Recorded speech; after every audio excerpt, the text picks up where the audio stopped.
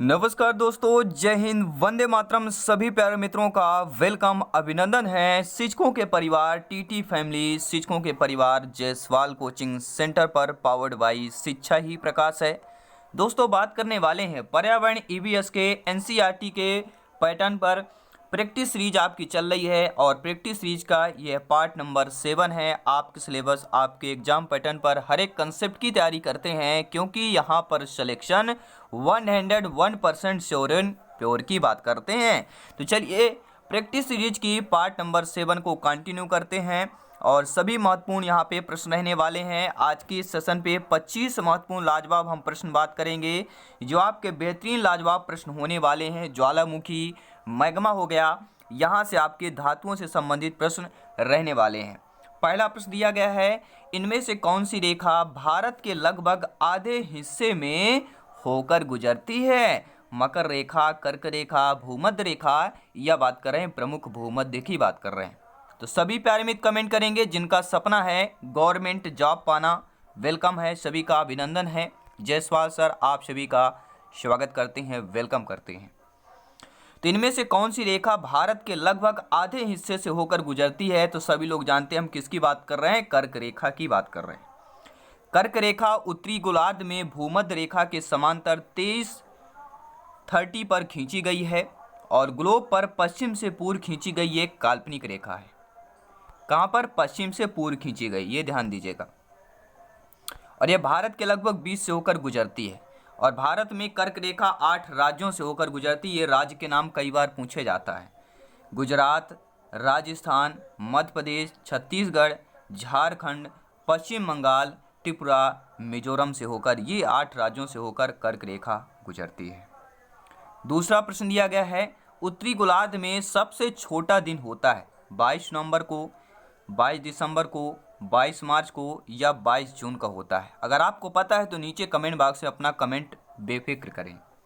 तो उत्तरी गोलार्ध में सबसे छोटा दिन अगर पूछा जाता है तो सभी लोग जानते हैं हम 22 दिसंबर की बात कर रहे हैं। किसकी बात कर रहे हैं? 22 दिसंबर की बात कर रहे हैं।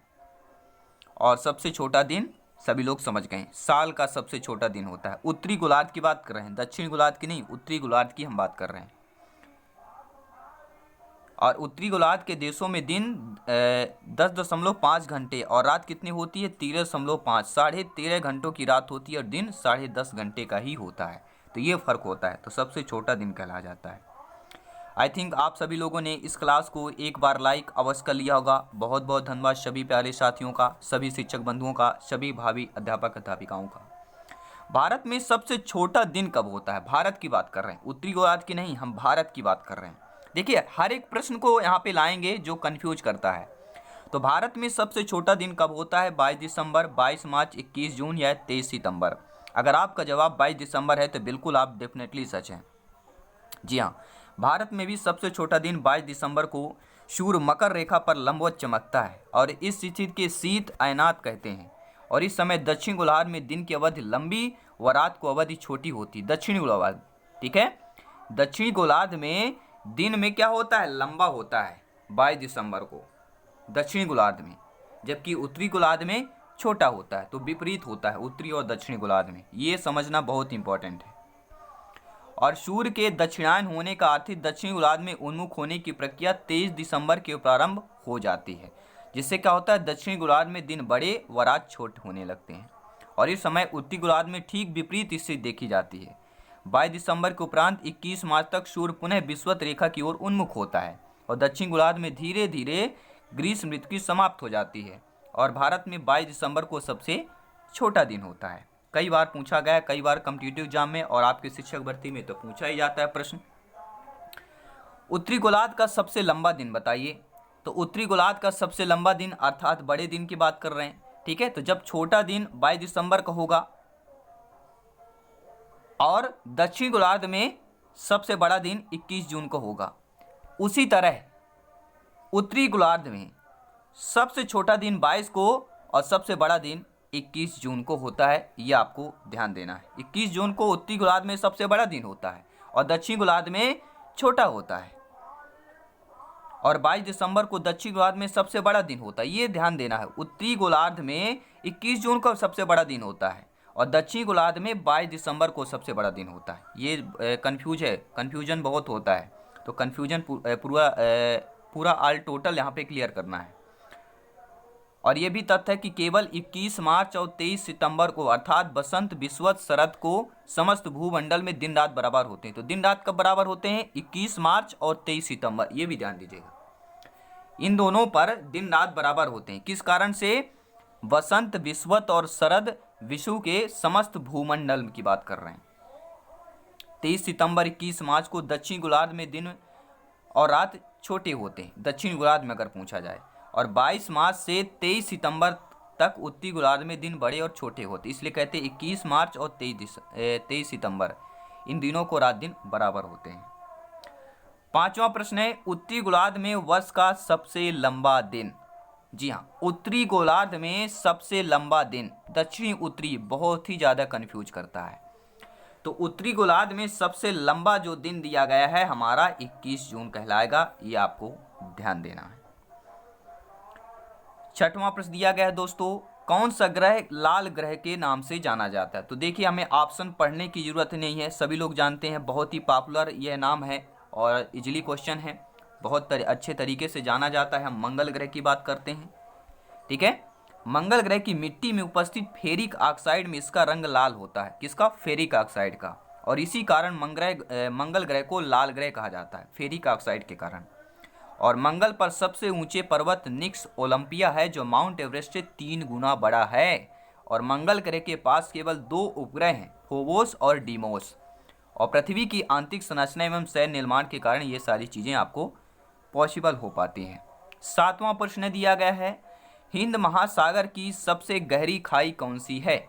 जावा की खाई, एलेंटियन की खाई, आटकामा की खाई या तिजाड की खाई?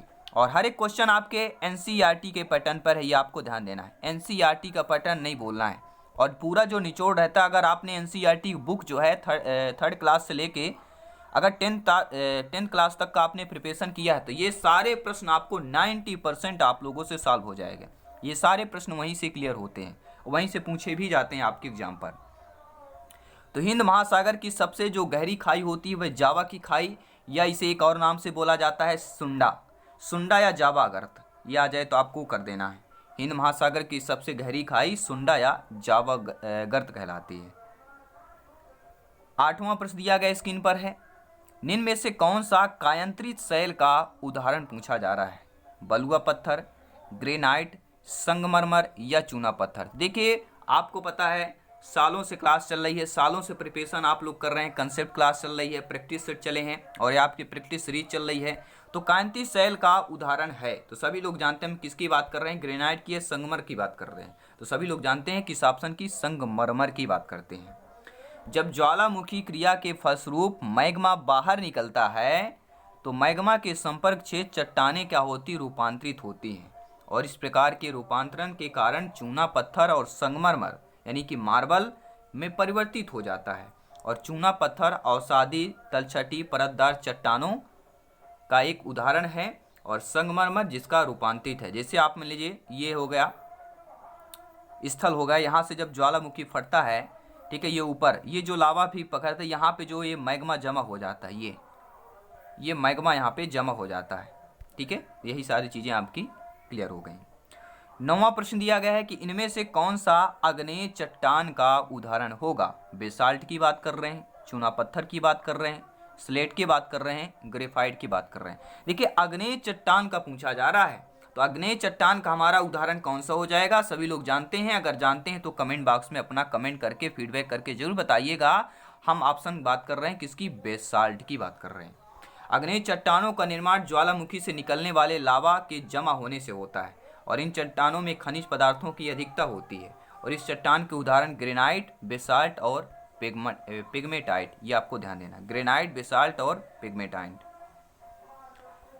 10वां प्रश्न दिया गया है, टोटल हम इस क्लास में 25 प्रश्न करने वाले हैं। प्रैक्टिस सीरीज जो चलती है, हर एक पार्ट में 25 प्रश्न करते हैं और साथ में अंत में कंप्लीट होने के बाद हम शिक्षा शास्त्र पेडागॉजी के भी प्रश्न करेंगे। टोटल कंप्लीट तैयारी चल रही है, 30 में से 28 प्लस की तैयारी चल रही है, ये आपको ध्यान देना है।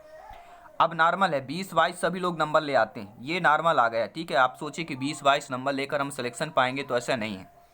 25+, ये आपको ध्यान देना, 20-22 से अब काम नहीं चलने वाला है, वो सभी लोग लाते हैं क्योंकि अब कंपटीशन हाई है, लोग ज़्यादा यहाँ पे कर रहे हैं, तो इसलिए तैयारी बेहतरीन करनी पड़ेगी।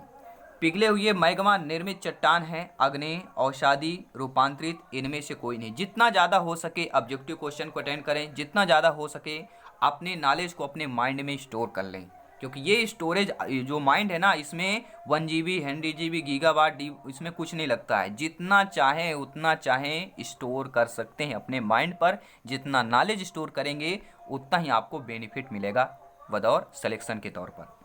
तो पिघले हुए मैग्मा दोस्तों निर्मित चट्टान, सभी लोग हम आपसे बता चुके हैं कि पिघले हुए मैग्मा से निर्मित चट्टान ही हमारी अग्नेय चट्टान कहलाती है, अग्नेय शैल कहलाती है। आपको ध्यान देना है।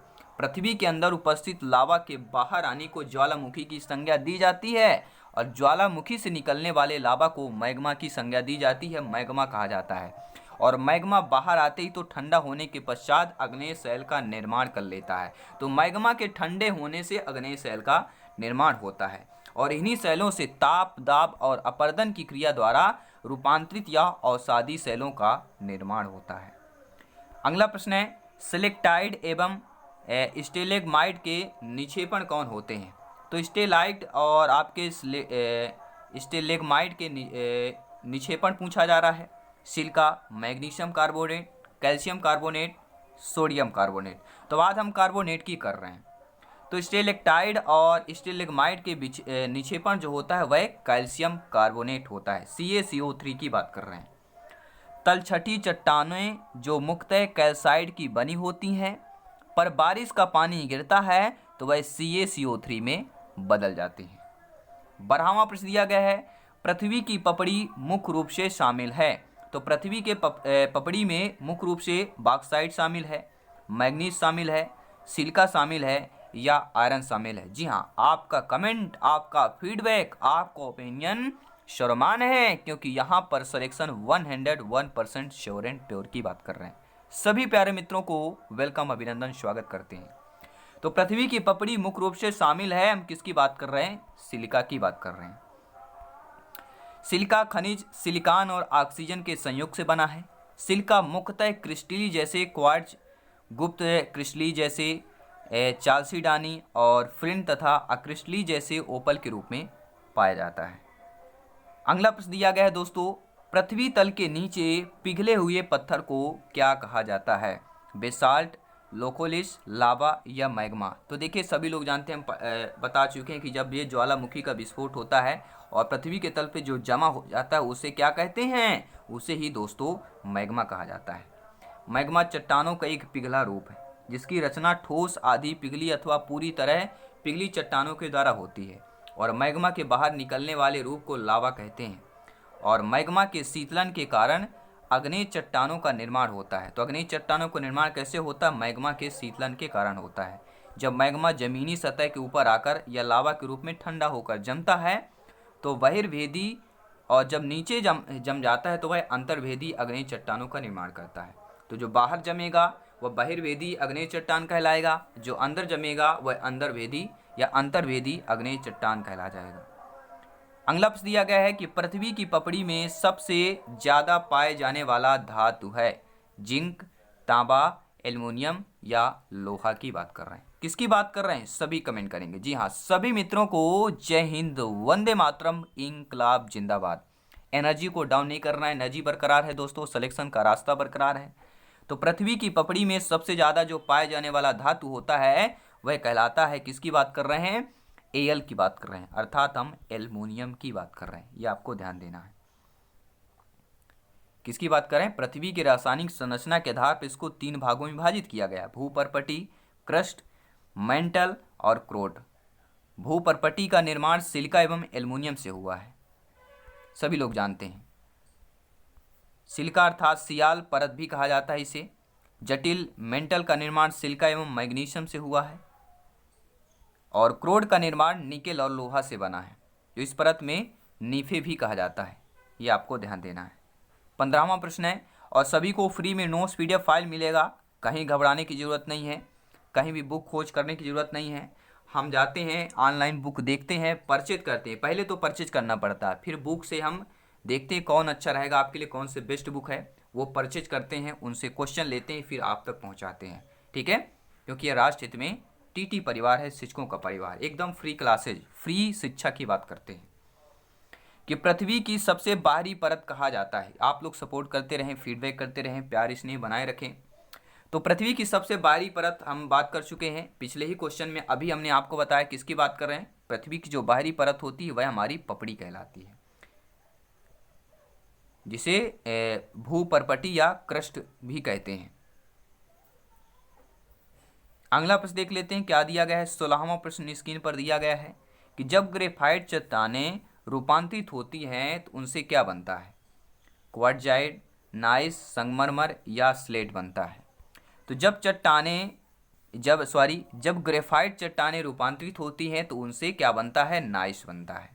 ग्रेफाइट मणिभी दानेदार एक शिला होता है, शिला यानी पत्थर, जिसका प्रमुख अवयव स्फटिक या क्वार्ट्ज होता है, और ये आग्नेय पाषाण कहलाता है। पाषाण यानी पत्थर या आग्नेय शैल कह सकते हैं। ग्रेफाइट पृथ्वी के प्रत्येक भाग में पाया जाता है। ये भी ध्यान दीजिए, पृथ्वी के प्रत्येक भाग में पाए जाने वाला ग्रेफाइट है, और भारत में प्रचुर मात्रा में पाया जाता है। ग्रेफाइट की बात करेंगे। और तमिलनाडु के तंजावुर नगर में स्थित बृहदेश्वर मंदिर का पहला ऐसा मंदिर है जो ग्रेफाइट पत्थर से बना है। तो ग्रेफाइट पत्थर से बना पहला मंदिर कौन सा है, तमिलनाडु में तंजावुर नगर में स्थित एक बृहदेश्वर मंदिर है, जो वहाँ पर पहला निर्माण हुआ है। 17वां प्रश्न है दोस्तों, जियोलाइट क्या है। हाइड्रेट फेलिक oxide, hydrated sodium aluminium silicate, sodium hexameta या फास्फेट या सोडियम टेट्राबोरेट की बात करें। क्वेश्चन हार्ड है, समझिएगा, डिफिकल्ट क्वेश्चन है। तो जियोलाइट कहलाता है हाइड्रेटेड सोडियम एल्युमिनियम सिलिकेट। ये आपको ध्यान देना। जियोलाइट एक प्रकार का धातु ही होता है जो ज्वालामुखी पहाड़ से निकली चट्टानों की कंदराओं में पाई जाती है, और वास्तव में हाइड्रेट सोडियम एल्युमिनियम एक सिलिकेट होता है। संगमरमर की एक कायांतरित चट्टान कहलाएगी सैंडस्टोन, चूने का पत्थर, ग्रेनाइट या मिट्टी। सभी नीचे कमेंट बॉक्स में अपना अपना कमेंट, अपना अपना फीडबैक जरूर करें। तो संगमरमर की एक कायांतरित जो चट्टान है वह सभी लोग जानते हैं हम किसकी बात कर रहे हैं, चूने पत्थर की बात कर रहे हैं। किसकी बात कर रहे हैं, चूने पत्थर की बात करते हैं। ऑप्शन नंबर बी की बात कर रहे हैं। 19वां प्रश्न दिया गया है कि निम्नलिखित में से कौन सा आग्नेय शैल नहीं है। निगेटिव नकारात्मक प्रश्न भी आएंगे, तो आग्नेय शैल कौन नहीं होगा, इसके लिए जानना जरूरी होगा कि आग्नेय शैल है कौन कौन सी। तो ग्रेनाइट, बेसाल्ट और गैब्रो, ये तीनों कहलाती हैं आग्नेय शैल, और डोलोमाइट आपका आग्नेय शैल नहीं आता है, ये औषधि शैल में आता है। तो डोलोमाइट एक औषधि शैल है, और आग्नेय शैल कौन है, ग्रेनाइट, बेसाल्ट, गैब्रो, ये तीनों क्या है, आग्नेय शैल कहलाती हैं। अगला प्रश्न 20वां प्रश्न दिया गया है, इसके बाद 5 प्रश्न और कंप्लीट करेंगे हम। ग्रेनाइट किस प्रकार की शैल है, कायांतरित, औषधि, आग्नेय या हेलाइट की बात करते हैं। तो सभी लोग जान चुके हैं, हम बता चुके हैं ग्रेनाइट किस प्रकार की शैल है, तो ये हमारी आग्नेय कहलाती है। और अगर हम बात करें 21वें प्रश्न की, और फ्री में नोट्स PDF फाइल अगर प्राप्त करना है तो आज ही टेलीग्राम ऐप को इंस्टॉल करें, और टेलीग्राम ऐप में सर्च करें जयसवाल कोचिंग सेंटर। ठीक है, वहाँ पर आप लोग सर्च करेंगे और स्पेलिंग आप लोग देख सकते हैं। अगर आपको कन्फ्यूजन हो, ये आपको दिया हुआ है, चैनल का नेम ही है, यूट्यूब चैनल का नेम ही है जयसवाल कोचिंग सेंटर। स्पेलिंग देख सकते हैं, सर्च करेंगे। फ्री में नोट्स PDF फाइल आपको मिलेगा, हर एक क्लास, हर कंसेप्ट का मिलेगा, हर सब्जेक्ट का मिलेगी। तैयारी क्योंकि लाजवाब है, क्योंकि आप लोगों का प्यार इसने भी लाजवाब मिलता है, तो इसी तरह सपोर्ट करते रहें। बात करेंगे दोस्तों अगले प्रश्न की। तो 21वें प्रश्न की बात कर लेते हैं कि मैग्मा के ठंडे होकर घनीभूत हो जाने पर किस प्रकार की शैल का निर्माण होता है, तो वह आग्नेय शैल का निर्माण होता है। 22वां प्रश्न दिया गया है दोस्तों, क्या दिया गया है कि इनमें से कौन सी औषधि शैल है, शैल, ग्रेनाइट, स्लेट या संगमरमर की बात कर रहे हैं, किसकी बात कर रहे हैं। तो देखिए औषधि शैल की बात कर रहे हैं, तो औषधि शैल कौन सी हो जाएगी। हम पिछले क्वेश्चन में आपको डिटेल के साथ बताए भी है कि औषधि शैल यहाँ पे शैल ही होगी, क्योंकि पृथ्वी तल पर आग्नेय व रूपांतरित चट्टानों के अपरदन व निक्षेपण से औषधि चट्टानें निर्मित होती हैं, और इन पुनर्निर्मित चट्टानों में परतों का विकास होने के कारण इन्हें परतदार चट्टान भी कहते हैं, और इनके निर्माण में जैविक अवशेषों का भी योगदान होता है। और संपूर्ण भू प्रॉपर्टी के 75% भाग पर अवसादी चट्टों में सैल, चूना पत्थर, कांग्लोमेरेट आदि होते हैं या आदि शामिल होते हैं। 23वां प्रश्न दिया गया है कि संगमरमर किस प्रकार की शैल है? कायांतरित शैल है, आग्नेय है, अवसादी है, हेलाइट है। पूरा कंफ्यूज कर रहे हैं, प्रश्न को घुमा फिरा के पूछा जा रहा है और इसी तरह एग्जाम में पूछे जाएंगे, इसलिए इस प्रकार के प्रश्न तैयार किए जाते हैं, क्रिएट किए जाते हैं। तो संगमरमर किस प्रकार की शैल है? सभी लोग जानते हैं, कायांतरित शैल की बात करेंगे। और कायांतरित शैल कैसे बनता है? उच्च तापमान, दबाव या दोनों के प्रभाव से एवं ऊंचे ताप की वाष्प व जल से रासायनिक क्रिया से आग्नेय और अवसादी शैलों का मूल रूप में परिवर्तन हो जाता है और इन परिवर्तनों के फलस्वरूप बनी चट्टानें कायांतरित चट्टानें कहलाती हैं और इनमें जीवाश्मों का अभाव होता है। इन चट्टानों में कठोरता एवं दृढ़ता भी सर्वाधिक होती है और इन शैलों में संगमरमर, अभ्रक, हीरा, क्वार्टजाइट आदि पाए जाते हैं। जबकि आग्नेय शैल के उदाहरण ग्रेनाइट, बेसाल्ट, पेगमाइट, डायोराइट, गैब्रो और पिचस्टोन है। ये क्या है? आग्नेय शैल के एग्जाम्पल हैं। 24वां प्रश्न है, रिक्टर पैमाने की तीव्रता नापी जाती है? ज्वालामुखी, भूकंप, सुनामी, चक्रवात। बहुत ही नॉर्मल प्रश्न है। तो रिक्टर पैमाने से किसकी तीव्रता नापी जाती है? किसकी बात करते हैं? भूकंप की बात करते हैं। तो ऑप्शन नंबर बी की बात करते हैं। इसके लिए एक सिस्मोग्राफ यंत्र का प्रयोग किया जाता है और रिक्टर पैमाने में 0 से 9 तक के अंक अंकित रहते हैं। प्रश्न आ सकता है कि रिक्टर पैमाने में कितने अंक अंकित रहते हैं? तो 0 से लेकर 9 तक रहते हैं, 1 से लेकर 5 तक रहते हैं, 1 से लेकर 12 तक रहते हैं, 0 से लेकर 15 तक रहते हैं। तो ऑप्शन कौन सा होगा? 0 से लेकर 9 तक अंक रहते हैं, रिक्टर पैमाने की बात करते हैं। और बढ़ता हुआ अंक पिछले अंक से 10 गुना अधिक तीव्रता की भूकंप दर्शाता है। भूकंप मापा जाता है बोफार्ड पैमाने से, डेसिबल से, न्यूटन से, रिक्टर पैमाने से। तो अभी हम पिछले क्वेश्चन में पढ़ा कि भूकंप नापने का यंत्र कौन सा है? तो वह आपका रिक्टर पैमाना है। ठीक है, तो आई थिंक आप लोग समझ गए होंगे। ये 25 प्रश्न बेहतरीन लाजवाब रहेंगे। नीचे कमेंट बॉक्स में जरूर बताइए आपका स्कोर 15 प्लस है, 12 प्लस है, 20 प्लस है या 25 में से 25 स्कोर है। सभी प्यारे मित्र कमेंट करेंगे, फीडबैक करेंगे। जिनका सपना है अध्यापक अध्यापिका बनना, सभी का वेलकम, अभिनंदन है। जल्दी मिलते हैं। लाइक शेयर सब्सक्राइब करके जाइएगा ताकि लेटेस्ट नोटिफिकेशन मिलता रहे। जल्द मिलेंगे नेक्स्ट क्लास पर। धन्यवाद सभी का।